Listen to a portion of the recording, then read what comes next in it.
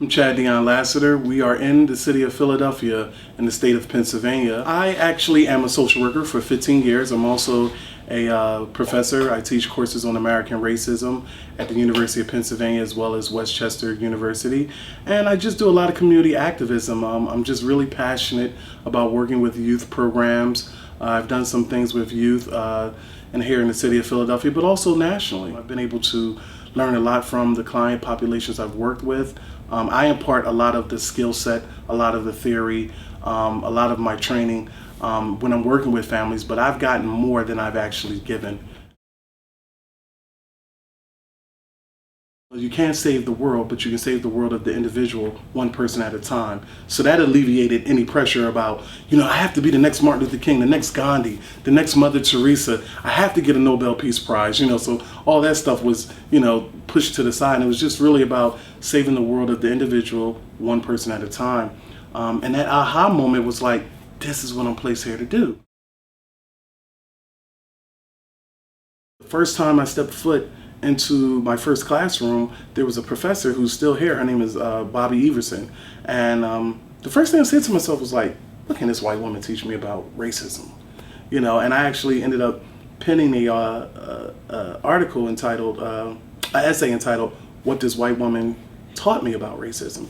And she taught me so many valuable lessons that we have allies on both sides of the color line who are willing to uproot American racism from a systemic and structural standpoint. So these courses just really opened up my mind. It gave me the skills to be a social change agent. It gave me the skills to learn more about my humanity. And it really took me out of this whole aspect of growing up in the Black community, being a product of the Black church, being a product of the historical Black college and university, to not just looking at my own suffering, but looking at the suffering of humanity on both sides of the color line. And so I've been able to look at it and say, well, you know what? Women are discriminated against too. Folk who are disabled are discriminated against. Folk who are transgender are discriminated against. And so you don't just look at your own challenges within your own culture, your own ethnicity. And the course has also taught me a lot about the terminology, that there is a difference between racism, discrimination, bigotry, and so forth. But more importantly, the skill set to uproot American racism from a policy standpoint, also from a community standpoint. And so I tell a lot of people that for some of us, this is not an intellectual exercise. For a lot of us, this is our life's work.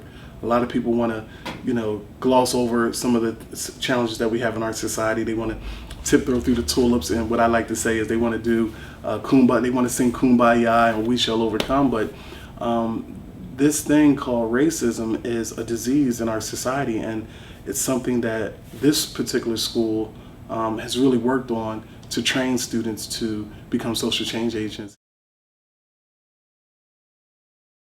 In 2007, I had an opportunity to be the group leader with an organization here in the city of Philadelphia called Operation Understanding, to work on diversity, to work on unity, to work on peace. So I was the group leader in charge of 16 rising high school seniors here in the city of Philadelphia. 8 were African American, 8 were Jewish American, and I had an opportunity to spend the summer of 2007 in Africa and Israel. And this changed my life because it was the first time that I actually been to either place. One was the motherland, being Africa. The other one was the Holy Land. Changed my life tremendously because I was able to recognize, once again, human suffering on both sides of the color line. We go to Goree Island, we go to the slave castle, we go to the door of no return, where the slaves actually went out and they would get on a ship and they would either go to the Caribbean, they would go to Georgia, they would go to wherever they went to. Some of them actually, if they didn't meet the weight criteria, were thrown into the water where the sharks could eat them. And I'm at the door of no return, same door of no return that President Bill Clinton and former First Lady Hillary Clinton actually was at. The door of no return where Sidney Poitier was at, that Danny Glover and countless amount of people had stood at the door of no return. I was in many of the slave castles, the holding cell for the infants, the holding cell for the males, the holding cell for the females. And I was able to look at that from a comparative perspective with Israel. In Israel, we're at Yad Vashem. We're at the Jewish Holocaust Museum. Make no mistake of all the challenges that we've heard over the years and over the past 4 or 5 decades of people saying that the Jewish Holocaust never occurred. We have We know that it did, but now we have factual data for those of us who have gone there. We're looking at the shoes. We're looking at, pictures of Jews looking back at us who were in, concentration camps. And what happened is I wear a size 14 shoe, and I'm coming across this enclosed case of nothing but 200, 300, 400 pair of shoes that actually those Jews had during that time that were actual shoes. And I'm looking at garments, and I'm looking at starvation looking back at me, and I'm learning about human suffering on this other side of the world. And I'm also looking at several things. I'm looking at how it's an honor at the age of 18 to join the service to protect the sovereignty of Israel. I'm looking at so many other things. I'm in the old city as a Christian, and I'm looking at how I'm at the Wailing Wall, and I'm being accepted by Jews who are seeing me, and I'm 6'6", and I'm dark skinned, and I'm bald head, and I don't have my earrings on today, but I normally wear diamond earrings, and I have my little yarmulke on, and I'm reading the Bible, and I'm at the Wailing Wall, and rabbis and Jews who pray there all the time are saying to me, Shalom, and I'm just like, wow, that's peace. I chose to come back to Philly because I wanted to make the city of brotherly love and sisterly affection truly that, a true city of brotherly love and sisterly affection. I wanted to also go back to my respective community, however I identify community. It could be my block, it could be my family, it could be my church, and show young people that, you don't have to be a basketball player, and nothing wrong with that. You don't have to be a rapper, nothing wrong with that. But how can you use your intellectual property and your skill set to just get in your community and transform your community?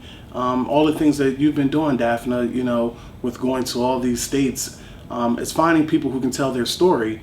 And there's an African proverb that I use from a research perspective that states the lion's story will never be known if the hunter is the only one that tells it.